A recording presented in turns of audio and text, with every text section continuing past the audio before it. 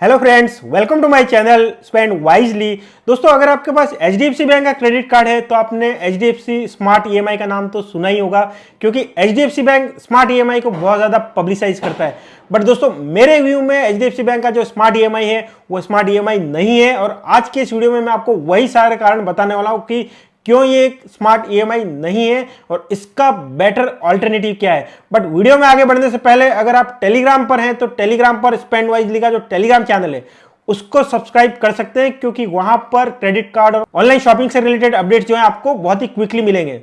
चलिए दोस्तों, वीडियो में आगे बढ़ते हैं और सबसे पहले समझते हैं कि एचडीएफसी बैंक का स्मार्ट ईएमआई ऑप्शन है क्या। दोस्तों, एचडीएफसी बैंक का क्रेडिट कार्ड को यूज करके आप कोई भी बड़ा ट्रांजैक्शन करते हैं तो बैंक आपको एक ऑप्शन देता है उस ट्रांजैक्शन को स्मार्ट ईएमआई में कन्वर्ट करने का।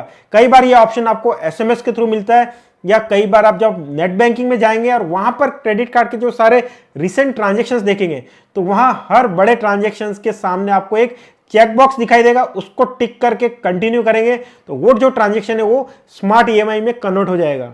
अब नाम से तो स्मार्ट ईएमआई एक ईएमआई ऑप्शन लगता है और स्मार्ट वर्ड जो लगाया गया है उससे लगता है कि ये बहुत ही ज्यादा बेनिफिशियल होगा किसी नॉर्मल ईएमआई से।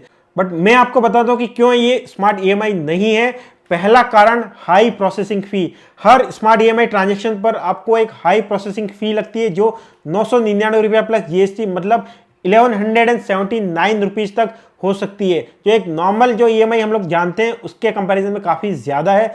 सेकंड दोस्तों, आपने क्रेडिट कार्ड को यूज करके जो शॉपिंग की है और उसको स्मार्ट ईएमआई में कन्वर्ट किया है, उस पर जो भी आपको रिवॉर्ड पॉइंट्स मिले हैं, जो कैशबैक मिला है, वो आपका रिवर्स हो जाएगा। स्मार्ट ईएमआई पर आपको कोई कैशबैक और रिवॉर्ड पॉइंट्स नहीं मिलते। चाहे आपके क्रेडिट कार्ड में ये फीचर है कि ईएमआई पर भी आपको कैशबैक मिलेगा, बट स्मार्ट ईएमआई पर आपको कोई कैशबैक, कोई रिवॉर्ड पॉइंट्स नहीं मिलेंगे।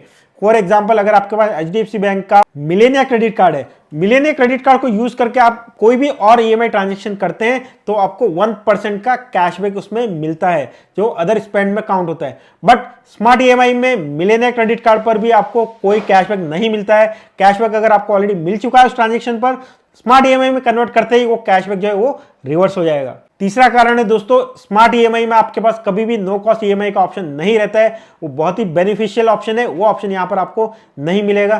चौथा दोस्तों, स्मार्ट ईएमआई में जो आप ट्रांजैक्शन करते हैं पहले महीने में, चाहे आपने ट्रांजैक्शन क्रेडिट कार्ड स्टेटमेंट के लास्ट डे को भी किया हो, आपको पूरे महीने का इंटरेस्ट पे करना होता है, जो कई बार काफी हाई हो सकता है।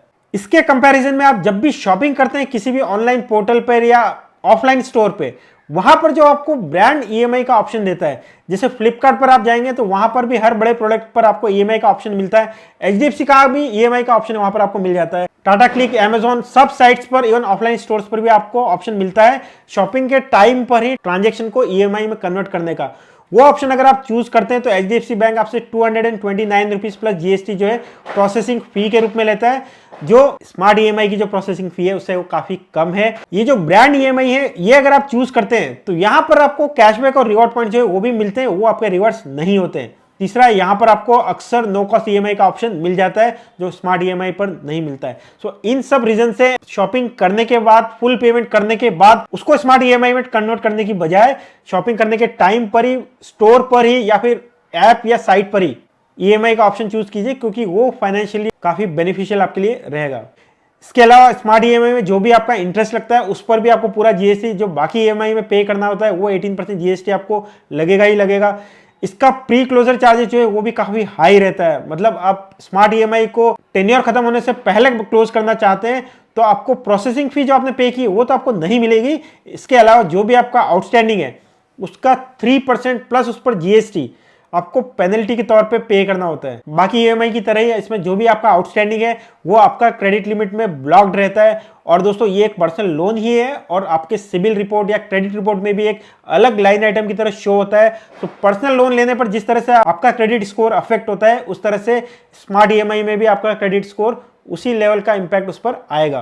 तो दोस्तों, ये था एचडीएफसी बैंक के स्मार्ट ईएमआई के बारे में, और क्यों स्मार्ट ईएमआई एक नॉर्मल ब्रांड ईएमआई जो हम फ्लिपकार्ट, अमेजॉन या ऑफलाइन स्टोर्स पर देखते हैं उससे इंफीरियर क्यों है, वो सारे कारण मैंने आपको बताए हैं। क्यों आपको ब्रांड ईएमआई प्रीफर करना चाहिए, ना कि स्मार्ट ईएमआई। वीडियो अच्छा लगा, इन्फॉर्मेटिव लगा तो इसको लाइक कीजिए। चैनल को सब्सक्राइब नहीं किया तो चैनल को सब्सक्राइब कीजिए, और अगर आप टेलीग्राम पर हैं तो टेलीग्राम पर भी स्पेंड वाइजली का चैनल को सब्सक्राइब कीजिए। Thank you, bye bye.